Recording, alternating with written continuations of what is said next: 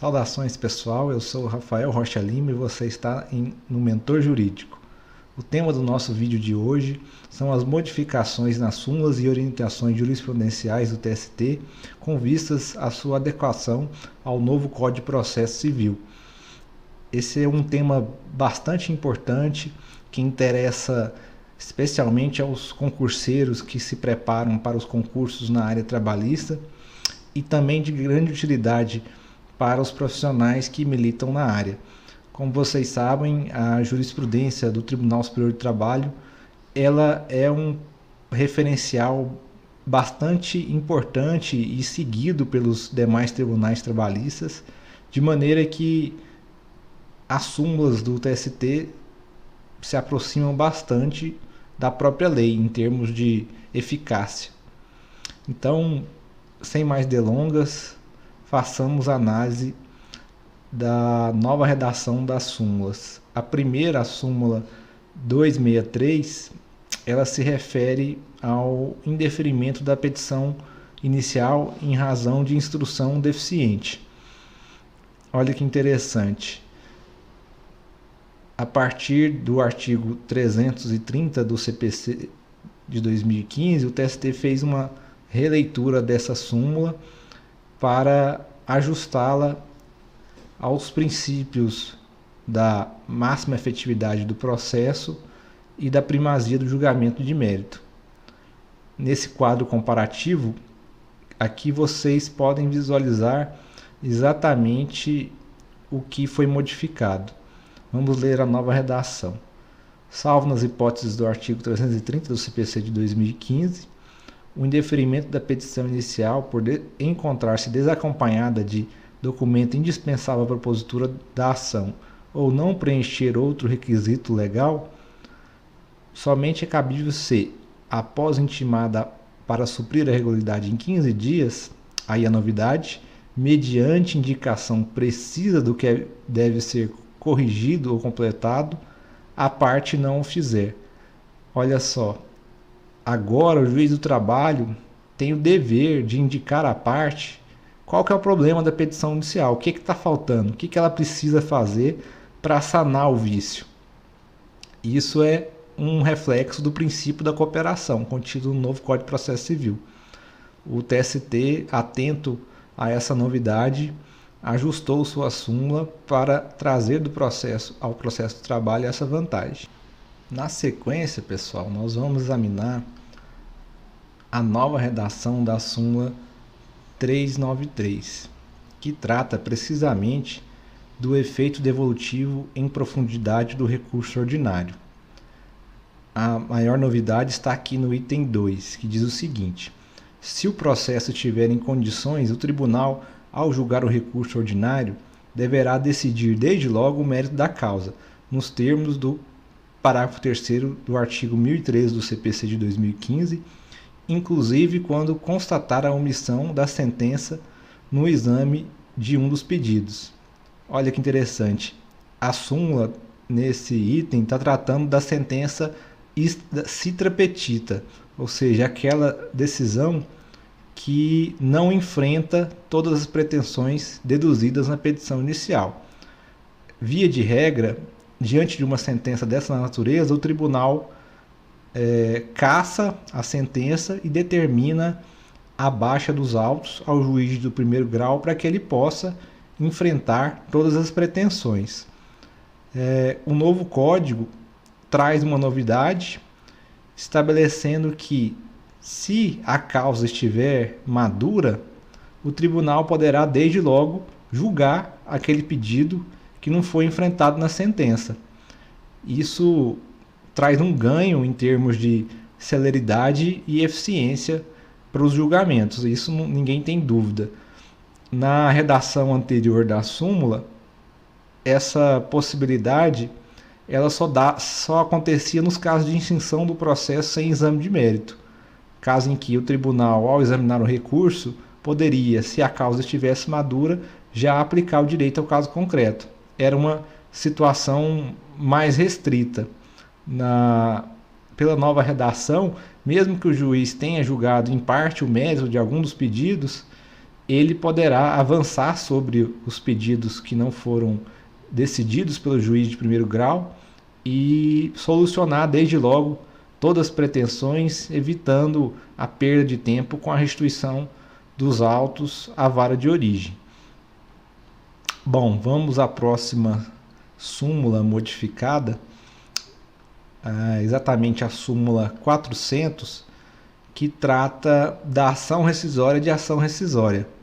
Como vocês sabem, a ação rescisória é um dos mecanismos que se prestam à rescisão de sentenças ou acórdãos que transitaram em julgado.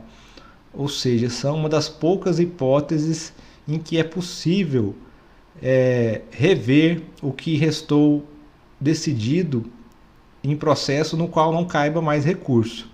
Vocês sabem, a rescisória tem um prazo decadencial de 2 anos. Depois disso, nós dizemos que a sentença ostenta a qualidade de coisa soberanamente julgada e, portanto, ela se torna imutável para as partes. Então, é um mecanismo de extrema importância para corrigir equívocos. Afinal de contas, o Poder Judiciário é feito por homens e, por vezes, o direito é mal aplicado. Então, é uma possibilidade de corrigir esse problema, mesmo nos casos em que já não caiba mais recurso. Pois bem, a nova redação da súmula 400 diz que, em se tratando de rescisória, o vício apontado deve nascer na decisão rescindenda, não se admitindo a rediscussão do acerto do julgamento da rescisória anterior. Assim, não procede rescisória calcada no inciso 5 do artigo 966, para discussão por má aplicação da mesma norma jurídica tida por violada na rescisória anterior, bem como para arguição de questões inerentes à ação rescisória primitiva. Olha só, a ação rescisória de uma decisão proferida em outra ação rescisória é situação excepcionalíssima. A rescisória em si já é uma demanda excepcional porque ataca a coisa julgada, que tem a proteção constitucional. Então, não pode a pessoa entrar com a ação rescisória e, inconformada com o julgamento, entrar com outra rescisória daquela rescisória para fazer prevalecer seu entendimento mediante a simples repetição dos argumentos deduzidos na primeira demanda. É preciso que o vício nasça no julgamento da primeira rescisória. Só isso permitirá uma nova rescisória com argumentos próprios. A bem da verdade, o avanço consiste apenas na atualização dos dispositivos, das referências aos dispositivos, porque a redação anterior, obviamente, tratava do Código 73 e a nova redação trata do Código de 2015. Então, avançando, nós vamos agora para o exame da súmula 405, que trata da tutela provisória na ação rescisória.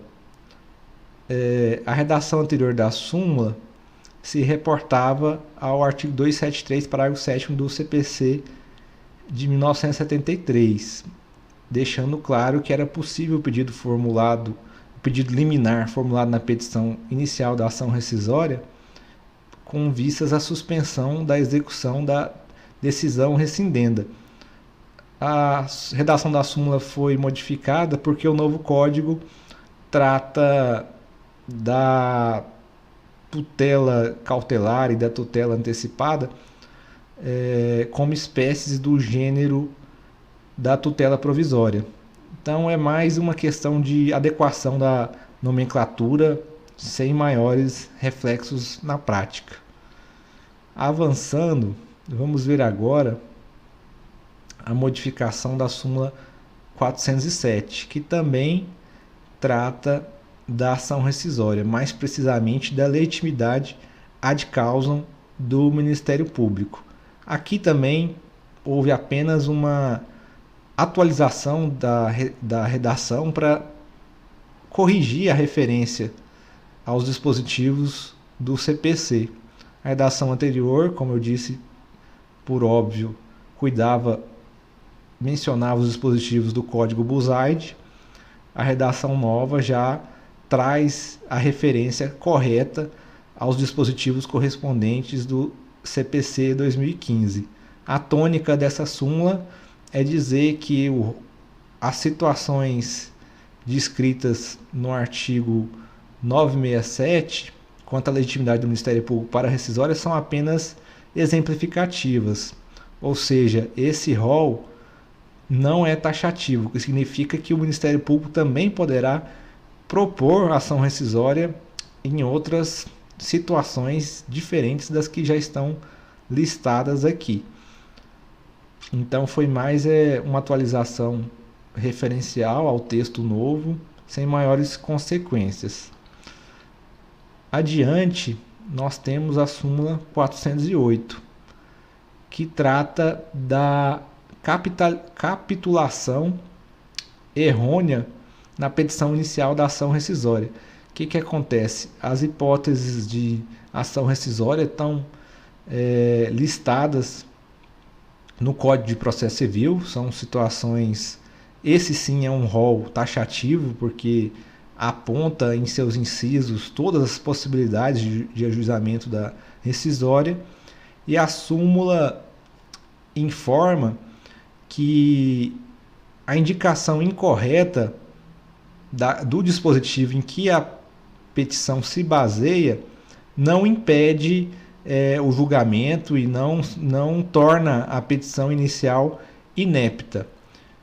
Isso, no entanto, quando a ação rescisória for calcada na alegação de violação literal de disposição de lei, é preciso que a petição inicial indique a norma jurídica manifestamente violada, justamente por se tratar a causa de pedido da ação rescisória. Nessa única hipótese, não se aplica o princípio iura novit curia, ou seja, o juiz conhece o direito.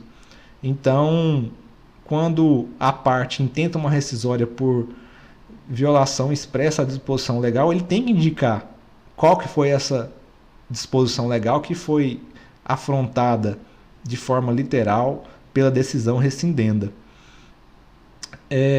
Aqui também eu não vejo nenhuma alteração de conteúdo, é só mesmo atualização da referência ao novo código. E na sequência nós temos a súmula 421, que trata dos embargos de declaração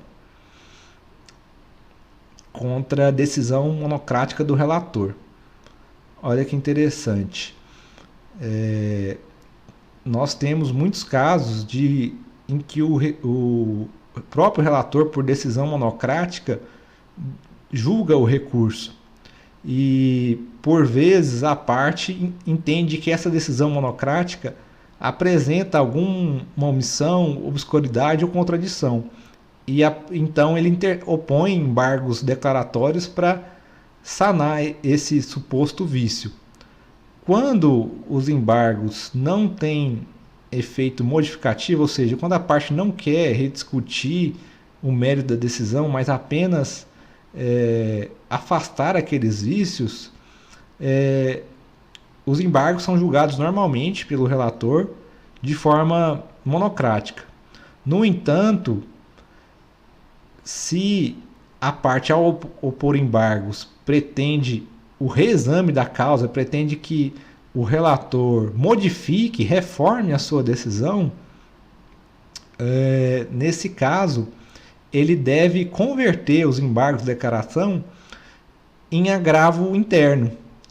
E então o tribunal aplica o princípio da fungibilidade e da celeridade processual, converte aqueles embargos com efeitos modificativos num agravo e diz se o recorrente tem ou não razão em postular a modificação daquela decisão que lhe foi desfavorável. O que mudou na redação anterior e na redação atual?